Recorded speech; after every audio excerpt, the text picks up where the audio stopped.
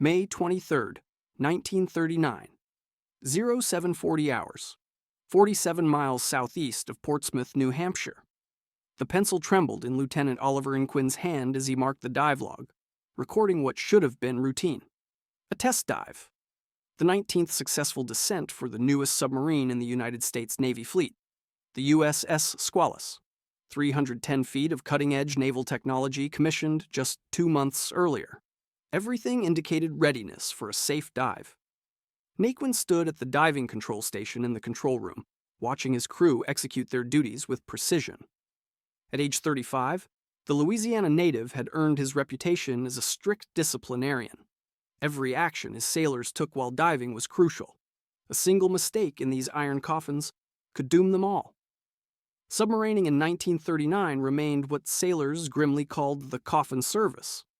Between 1921 and 1938, 825 men had died in 18 submarines from various countries. Heroic rescue attempts had always failed.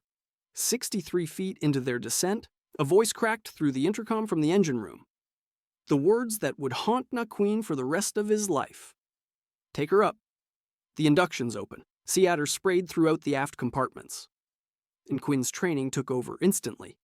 Close all watertight hatches.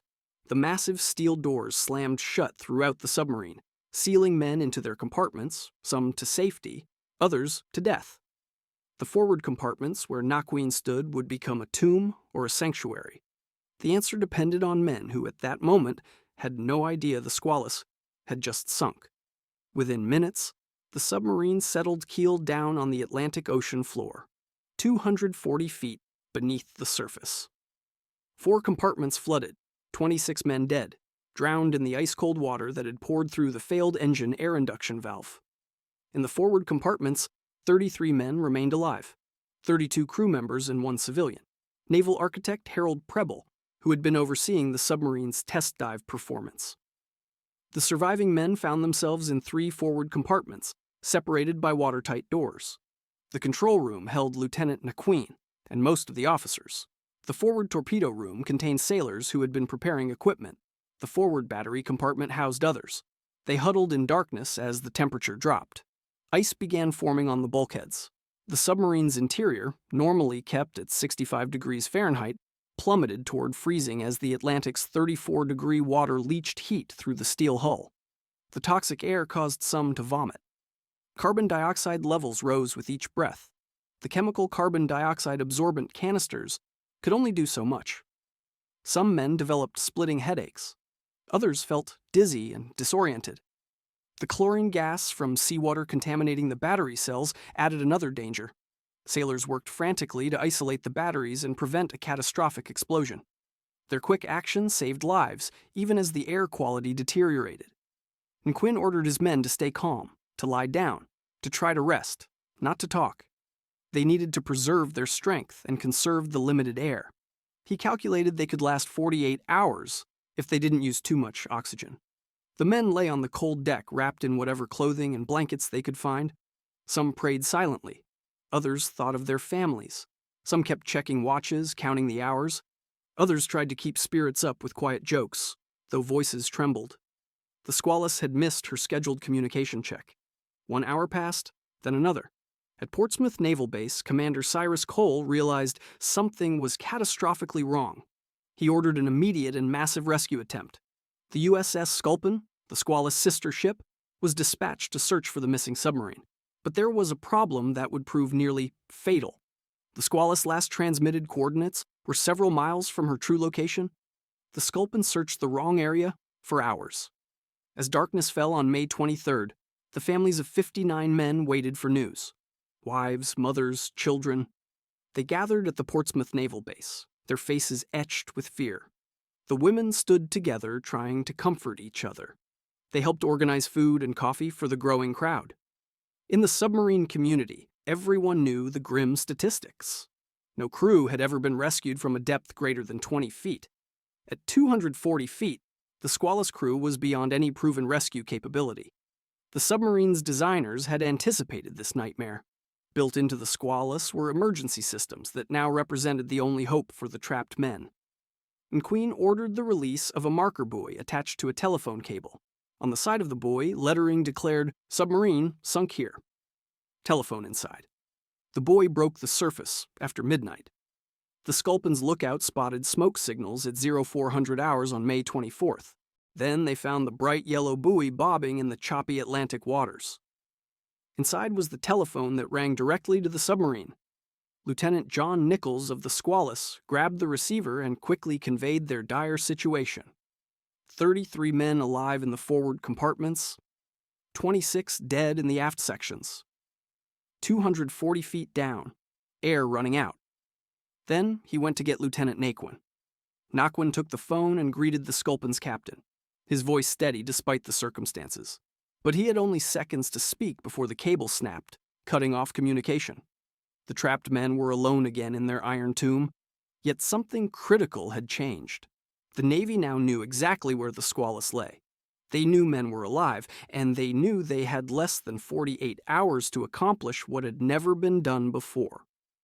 Rescue submariners from 240 feet beneath the ocean surface. 200 meters south in Washington at the Navy Yard, a phone rang in the office of Lieutenant Commander Charles Bowers Momsen, the call that would define his legacy. Momsen, nicknamed Swede, had spent years preparing for exactly this moment, a moment he prayed would never come, but knew was inevitable. Momsen had graduated from the United States Naval Academy in 1919, 1 year early due to World War I. His path to submarine service began in 1921 when he entered the submarine school in New London, Connecticut. Within 2 years, he had his first command, the Submarine 015. September 25, 1925, changed everything. The USS 51, sister ship to Momsen's S. One collided with the freighter city of Rome near Block Island. She sank in 130 feet of water. Momsen was ordered to take his submarine to search for the crippled vessel. He found the oil slick marking the spot, but without sonar there was no way to locate the submarine on the bottom, no way to reach the trapped men. All 33 crew members died slowly as their air ran out. Momsen stood on the deck of his submarine, knowing his friends were dying below him, and felt utterly helpless. That feeling sparked an obsession. He began working on rescue equipment during his off-duty hours. First came a one-man breathing device, an oblong rubber bag that recycled exhaled air using soda lime to remove carbon dioxide. The press enthusiastically received the device and dubbed it the Momsen Lung. Between June 1929 and September 1932, Momsen developed and personally tested the lung at a depth of 200 feet.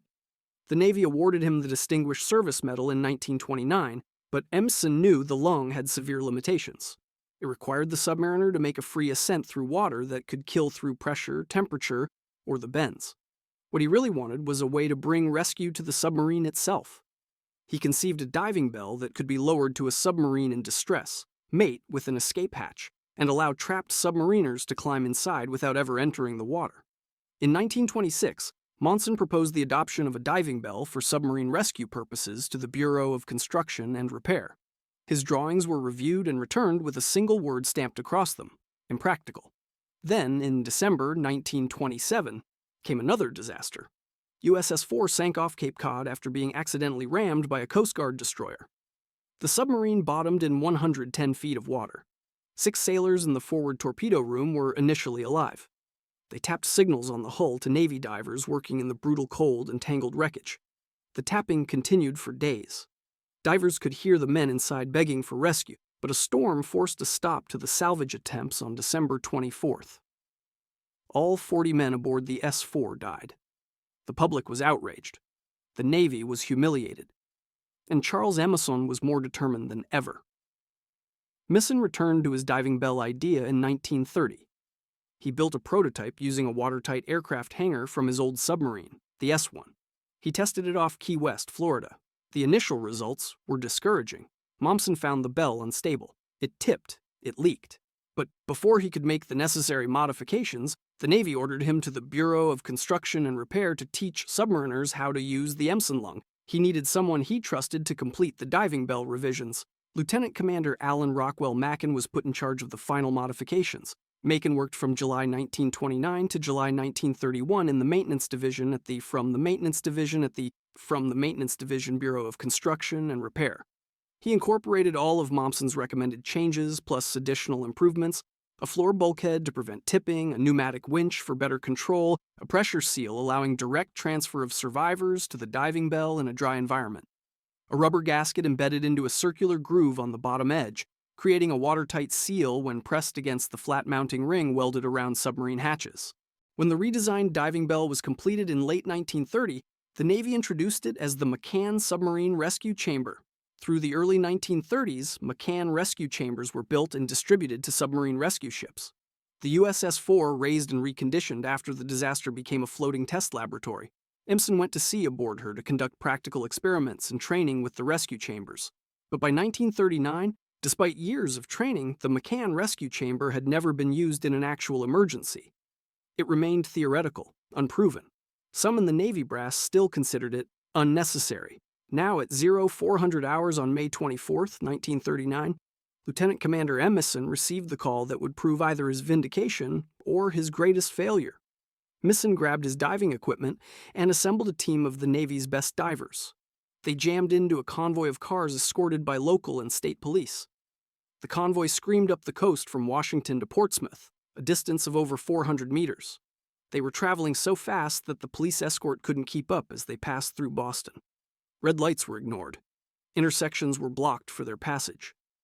Momsen and his team arrived at Portsmouth at 0415 hours on May 24th. They had made the journey in record time, but would they arrive in time to save the 33 men trapped beneath the Atlantic? Meanwhile, the submarine rescue ship USS Falcon was racing north from New London, Connecticut, 200 meters of ocean. The Falcon was a 187-foot minesweeper that had been converted for submarine rescue operations. On her deck sat the untested Macon rescue chamber that Momsen and Macon had spent years developing. The chamber was 10 feet high and 7 feet wide. It weighed 21,600 pounds. 2 compartments, upper and lower, separated by a floor bulkhead. The lower compartment would mate with the submarine hatch. The upper compartment would carry survivors to the surface. The Falcon moored over the Squalus location on the morning of May 24th. The marca buoy bobbed nearby, its telephone cable severed, but its position marking the submarine's location. Commander Momsen took charge of the operation. His first task was to send divers down to confirm the submarine's exact position and condition, to attach guide wires that would allow the rescue chamber to descend directly to the escape hatch. The divers who would make this dangerous descent understood the risks better than anyone. 240 feet represented the extreme limit of diving operations in 1939. At that depth, water pressure reached over 100 pounds per square inch, 7 times normal atmospheric pressure. Every breath required enormous effort. The human body was not designed to function under such crushing force. Divers had to overcome their body's natural panic response. Their chests compressed. Their lungs struggled to expand against the weight pressing down on them. The sensation was of being slowly squeezed in a vice. The cold Atlantic water hovered just above freezing 34 degrees Fahrenheit. A diver's body temperature would drop rapidly despite the insulating layers of the canvas suit. Hypothermia could incapacitate a man within minutes if his suit flooded or tore. The lead boots and brass helmet that protected him also conducted cold directly into his body. Feet went numb within 20 minutes. Hands lost feeling and dexterity. Simple tasks like tying knots became nearly impossible as fingers stiffened. But the most insidious danger was nitrogen narcosis. The rapture of the deep, divers called it. At depth, nitrogen and compressed air dissolved into the blood and brain tissue, producing effects similar to alcohol intoxication. Judgment became impaired. Simple tasks became impossibly complex. Some divers experienced euphoria and removed their helmets underwater, convinced they could breathe the water. Others hallucinated. Still others became paranoid. Nitrogen narcosis had killed experienced divers at far shallower depths. The narcosis began around 100 feet for most men. By 200 feet, it was severe. At 240 feet, divers operated in a dreamlike state where thoughts moved through molasses. Every action had to be planned in advance, rehearsed mentally because, in the moment of execution, the diver might forget what he was doing. Momsen and his team had pioneered the use of helium-oxygen mixtures that reduced nitrogen narcosis. By replacing nitrogen with helium, divers could maintain better mental clarity. But even with this innovation, 240 feet remained extraordinarily dangerous. If a diver ascended too quickly, nitrogen bubbles would form in his blood and tissues. The bends, officially called decompression sickness, caused excruciating pain, joints locked, blood vessels ruptured, paralysis, death. Divers needed to make carefully timed decompression stops during their ascent, spending minutes at specific depths to allow nitrogen to safely leave their systems. But in an emergency, when air was running low or equipment failing, those stops might be impossible. The diver had to choose between probable death from the bends or certain death from drowning. Visibility at 240 feet was measured in inches. The Atlantic waters of New Hampshire carried sediment and plankton that scattered light. Even with powerful underwater lamps, divers often worked by feel alone. They could not see their own feet. They navigated by intuition and experience, feeling their way along guide ropes, trusting their training. The water current could grab a diver and slam him into the submarine hull or tangle him in cables. The massive steel hull of the Squalus loomed in the darkness. One wrong move, one moment of panic, and a diver could become trapped beneath the submarine or lost in the infinite black of the Atlantic. The guide ropes were their lifeline. Without them, a diver could swim in circles, unable to find the submarine or the surface until his air ran out. Chief Torpedo Martin Sabitsky volunteered to go first. He had trained for years in deep diving operations, but training and reality were vastly different experiences. If Sabitsky failed to attach the guide wires correctly, the rescue chamber might not mate properly with the submarine hatch. The entire rescue could fail. 33 men would die. The weight of that responsibility pressed on Sabitsky as heavily as the water pressure would press on his body. He suited up in the heavy canvas diving suit, brass helmet, lead boots, air hoses, and communication lines were checked and rechecked. The helmet was lowered over his head and locked to the suit's collar. The faceplate was secured. His breathing echoed loud in the enclosed space. At 1100 hours, Sabitsky began his descent into the black water. On the Squalus, the 33 survivors heard the hollow clang of lead boots on the hull. They cheered. Someone had found them.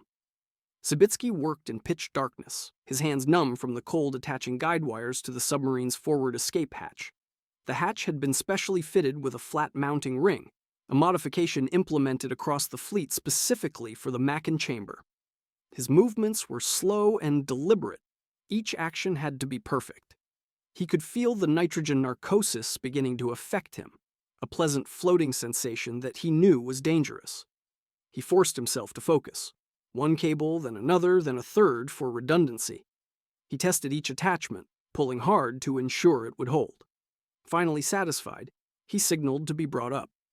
The ascent took longer than the descent as he stopped at each decompression depth, but he returned safely to the surface. The path was ready. At 11:30 hours, the Mackin rescue chamber began its first operational descent. Not a training exercise, not a test. A real rescue with real lives depending on every action. The chamber hung from a cable attached to a winch aboard the Falcon. As it descended through the green-black water, its two operators inside experienced increasing pressure that made their ears pop and their breathing labored. The chamber's steel walls groaned and creaked under the mounting external pressure. At 240 feet, the water pushed against every square inch with crushing force. Two men rowed inside the chamber. Torpedoman's mate John Malofsky and gunner's mate Walter Harmon. Both had trained extensively with the rescue chamber, but like Sabitsky, they faced the reality that no amount of training could fully prepare them for this moment. They were about to attempt something that had never been successfully accomplished in human history. If anything went wrong, if the chamber flooded or became stuck, they would die along with the men they were trying to save. They brought supplies the survivors desperately needed. Hot pea soup in insulated containers still steaming despite the cold. Sandwiches wrapped carefully to stay fresh. Milk in bottles, extra blankets and flashlights, medical supplies in case of injuries. These simple items represented more than physical sustenance. They were proof that the outside world had not forgotten the trapped men. That rescue was actually happening. The descent took nearly an hour. Mahalski and Harmon monitored gauges showing depth, pressure, and ballast levels. They communicated constantly with the Falcon above through a telephone line. Every few feet, they adjusted the chamber's buoyancy by bleeding air, or taking on water. Too much positive buoyancy and the chamber might shoot to the surface uncontrollably. Too much negative buoyancy and it might plunge to the ocean floor. The operators needed to maintain neutral buoyancy, allowing the cable to control their descent while they made micro-adjustments. The chamber had a complex ballast system that required constant attention. Water could be admitted into tanks to increase weight. Compressed air could be blown into the tanks to expel water and create buoyancy. The operators had to calculate these adjustments precisely. Too much air in the chamber would rise too fast, potentially breaking the cable. Too little air, and the chamber would sink too fast, potentially slamming into the submarine hull. As the chamber descended along the guide wires that Sabitsky had attached, the two operators carefully managed the ballast. They could feel when the chamber contacted the guide wires, a slight vibration transmitted through the steel hull. This feedback told them they were on course, descending toward the correct location. Without the guide wires, finding the submarine's escape hatch in the darkness would be impossible. At 240 feet, the chamber made contact with the Squalus hull. The impact was gentle but unmistakable, a soft thud as steel met steel. Inside the submarine, the trapped men felt the contact and cheered weakly.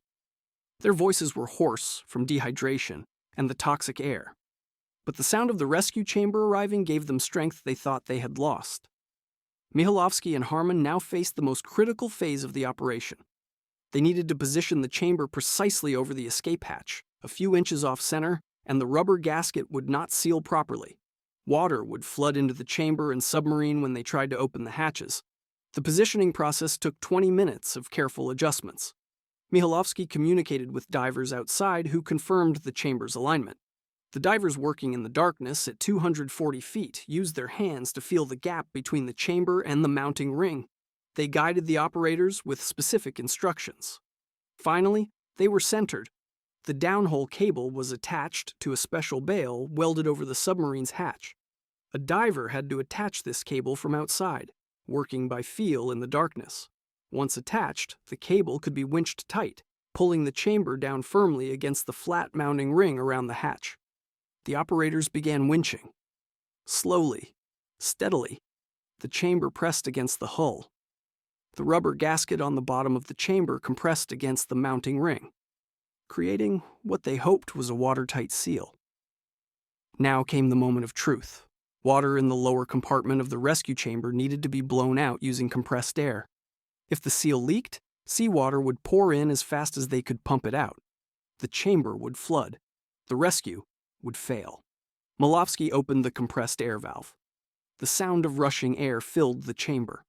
Water began draining from the lower compartment into the ballast tanks. The operators watched the water level drop. 6 inches in 1 foot 2 feet. The seal was holding. The chamber's pressure increased as they filled it with air, equalizing with the pressure inside the Squalus. This equalization was essential. If the pressure remained unequal, the hatches would be impossible to open. The pressure differential would hold them shut as firmly as if they were welded closed. Gauges showed the pressure rising 40 pounds per square inch, 50-60 equal to the submarine's internal pressure. The pressurized air in the lower chamber was then released into the upper compartment and vented to the surface through a hose until the chamber and submarine reached equal pressure. This venting process had to be done slowly and carefully. Too fast, and the pressure changes could cause injury to everyone inside both the chamber and the submarine. Only after complete pressure equalization could the hatches be safely opened. Malofsky unlatched the chamber's bottom hatch. It swung open freely. He could see the submarine's hatch below him just a few feet away. He unlatched the submarine's hatch and pushed it open upward. He was greeted with the pale, exhausted faces of the Squalus crew, men who had spent nearly 24 hours in a freezing tomb, wondering if they would ever see daylight again. Mihailovsky passed down the hot soup and food. One survivor slurped his hot soup and managed a joke. "Where in the hell are the napkins?" The small moment of humor broke the tension. These men were going to survive. Lieutenant Naquin had made careful calculations about the rescue operation. He decided to send up the weakest survivors first. 7 men were selected for the first trip, men who were showing signs of hypothermia, chlorine gas poisoning, or carbon dioxide toxicity. They climbed through the hatch into the lower compartment of the rescue chamber. The submarine hatch was sealed. The chamber hatch was sealed. Air was blown into the ballast tanks to increase buoyancy. At 1300 hours, the chamber began its ascent. Slowly, carefully, the cable unwound from the winch aboard the Falcon. Inside the chamber, the survivors crowded together in the upper compartment. Some crying, some praying, some simply staring in disbelief. After 39 hours of wondering if they would die in that iron coffin, they were rising toward the surface, toward light, toward life. The chamber broke the surface at 1330 hours.